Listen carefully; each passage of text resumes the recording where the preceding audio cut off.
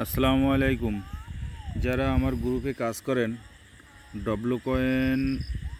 W কয়েনে সবাই trust ওয়ালেটের ton address set up করে নিন। প্রথমে ঢুকে যাবেন ডব্লু কয়েনে যাওয়ার পরে ট্রাস্ট ওয়ালেটের প্রথমে ক্লেম করে নেবেন। তারপরে এখানে টন ওয়ালেট সেট করে নেবেন। দেখেন আমার সব কমপ্লিট হয়ে গেছে। এখানে ক্লেম করে নেবেন, প্রতিদিন নিয়ে নেবেন। টন ওয়ালেট সিলেক্ট করার পরে